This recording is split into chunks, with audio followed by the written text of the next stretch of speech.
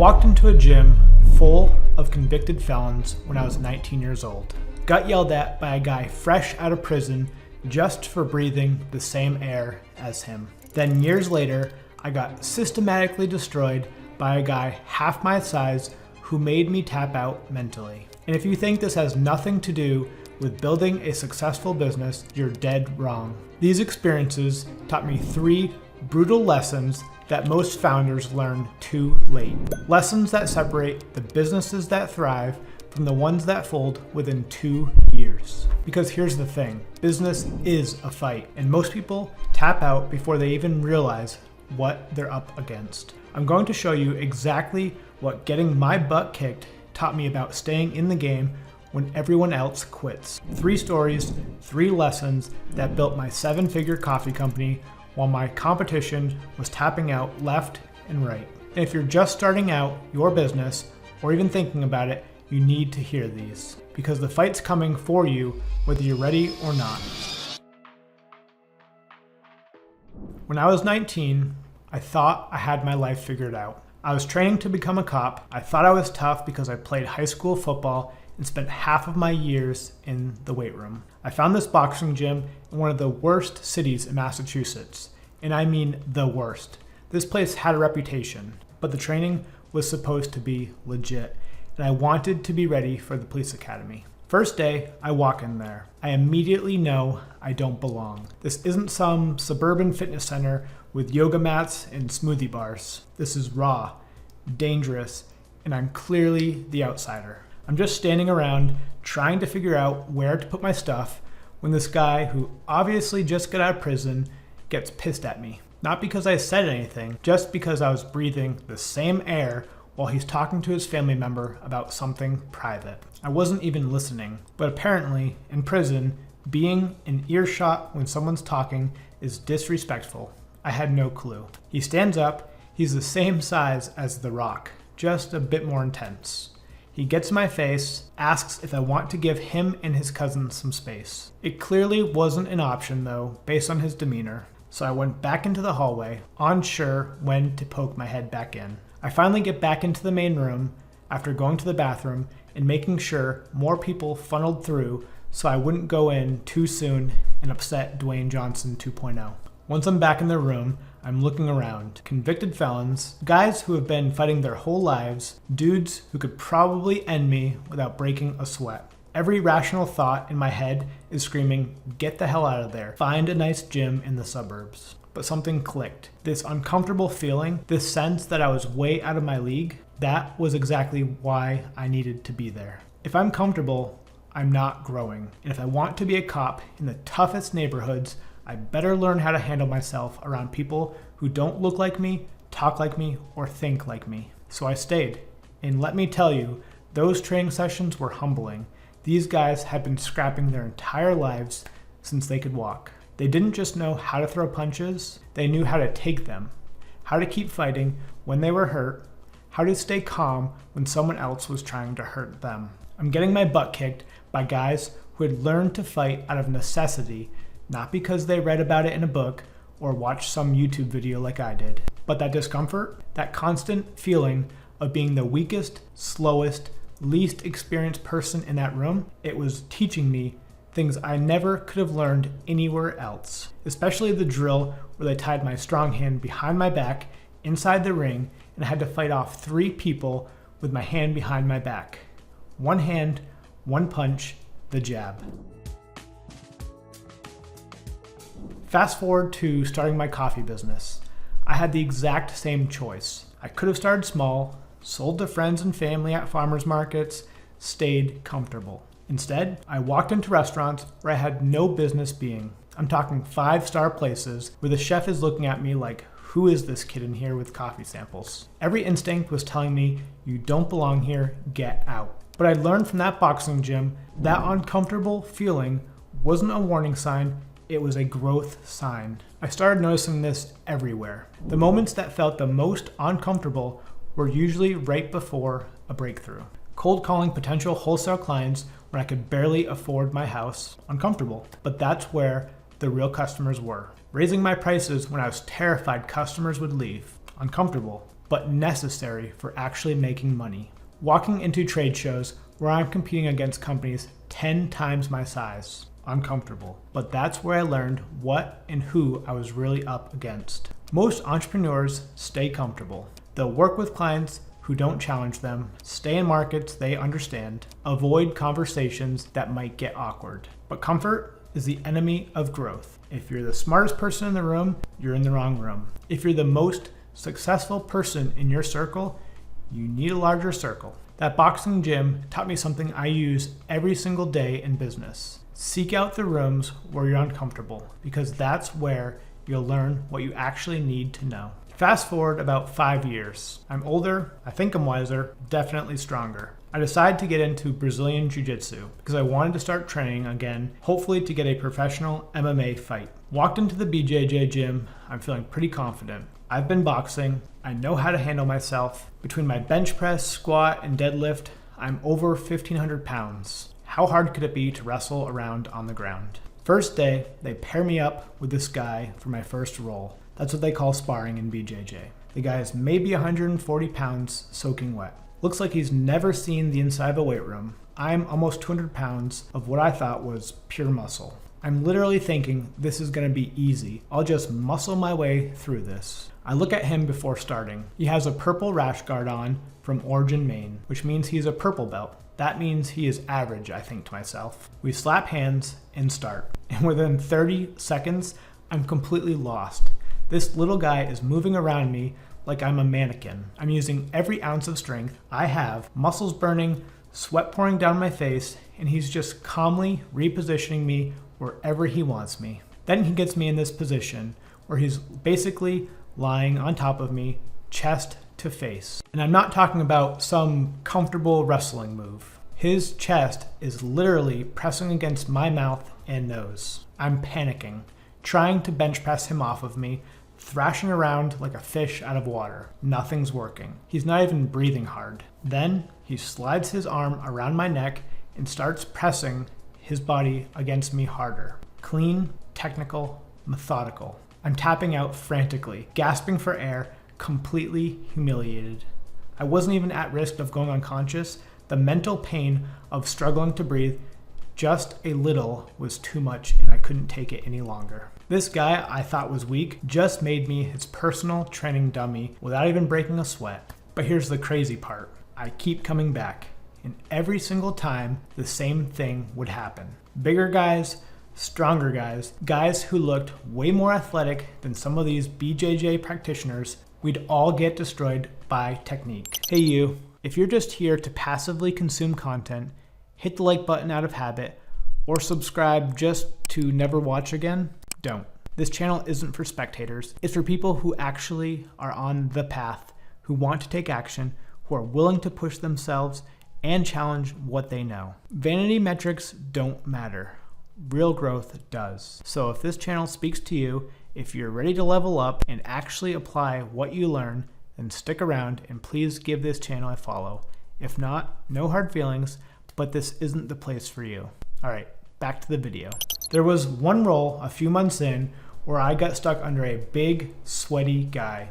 Same gross position, chest pressed against my face, can barely breathe. But this time, instead of panicking, I stayed calm. I could feel exactly where his weight was distributed. I knew where he was vulnerable. One smooth hip movement, I swept him over, got on top, and for the first time, I was in control. The position was the same. My comfort level with being uncomfortable had changed everything. I see this exact same pattern in business all the time. Entrepreneurs look at their competition and make judgments based on surface level stuff. They're smaller than us. Look at their crappy website. Their office is in some strip mall. Then, 6 months later, that weak competitor is eating their lunch because while you were judging their size, they were perfecting their technique. I watched a friend's coffee shop fail because he underestimated the little cafe down the street. He had spent a bunch of money on one of the best espresso machines and thought that if he had the best product, everyone would choose his cafe. Meanwhile, that little cafe had better customer relationships, tighter operations, smarter pricing strategy, more efficient supply chain management, They knew their numbers inside and out, while my friend was focused on having the flashiest equipment. Technique beats resources every single time. This lesson taught me and saved me probably hundreds of thousands of dollars in my business. Instead of trying to outmuscle my competition, spending more on advertising, getting fancier equipment, hiring more people, I focus on technique. Better systems for customer retention, more efficient roasting processes, tighter financial controls, cleaner sales processes. While my competitors were trying to grow through brute force, I was better at the fundamentals. 6 months after getting submitted by that little guy, I'm watching him roll with someone new, a big, strong guy just like I used to be. And I can see it happening again. The new guy's making the exact same assumptions I made. That's when I realized this wasn't just about underestimating people. It was about understanding that what looks like weakness might actually be focused strength. In BJJ, the most dangerous guys often don't look dangerous. They're calm, technical, efficient. They don't waste energy on trying to overpower people. They just systematically break you down. In business, it's the same thing. The most successful entrepreneurs aren't always the loudest or the most funded. They're often quiet, focused, obsessed with getting better at the fundamentals while everyone else is chasing the shiny stuff. Even Elon Musk was quiet when he was building. Only very recently did he start to get more vocal. I still train BJJ. I still get submitted by people I think I should be able to beat. The difference now is I don't get frustrated. I get curious. What do they know that I don't? What technique are they using that I'm missing? That mindset shift from I should be winning to what can I learn from this changed everything in business too. After 6 months of getting systematically humbled in BJJ, I decided to enter my first tournament. I thought I was ready. I'd been training consistently, felt pretty confident in my technique, and figured it was time to test myself for real against other white belts. Big mistake. I show up and I'm nervous, but manageably nervous. I win my first match, and suddenly I'm feeling like a champion. Adrenaline's pumping, people are clapping, well, maybe 100 people, but still, I'm thinking, this is easier than I thought. Then I walk off the mat and it hits me like I'm getting hit by a truck. Have you ever felt like your body was just completely emptying out? Like someone pulled the plug and all of your energy just drained away in seconds? My legs are shaking so violently, I couldn't sit down properly. My hands are trembling like I had some sort of disorder. I found this quiet corner by the wall and just collapsed. And here's the crazy part. I thought I was in incredible shape. I could run for miles, lift heavy weights all day, do hours of cardio without getting winded. But this was different. The mental stress, the adrenaline dump, the pure intensity of someone trying to submit you while people watched, it's unlike anything you can prepare for. 10 minutes later, they call my name for the second match. I try to stand up and my legs feel like they're made of jelly. My head's spinning, my confidence is completely shot, and I can barely walk to the mat. I look across at my opponent. He looks fresh, confident, ready. I even looked him up online and saw he had competed in many tournaments and did very, very well. I think to myself, how is he even still a white belt? I know I'm already beaten before we even touch hands. He can probably see it in my eyes. I'm done mentally. We start fighting and I have nothing.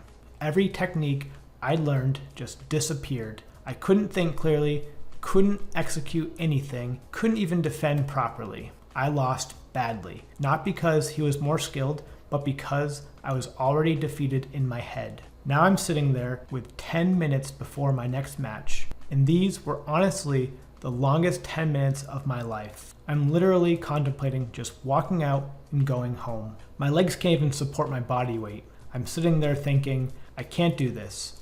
I have nothing left. Everyone's going to watch me embarrass myself again. But here's where it gets interesting. And this is where the real lessons come from. Something made me get up.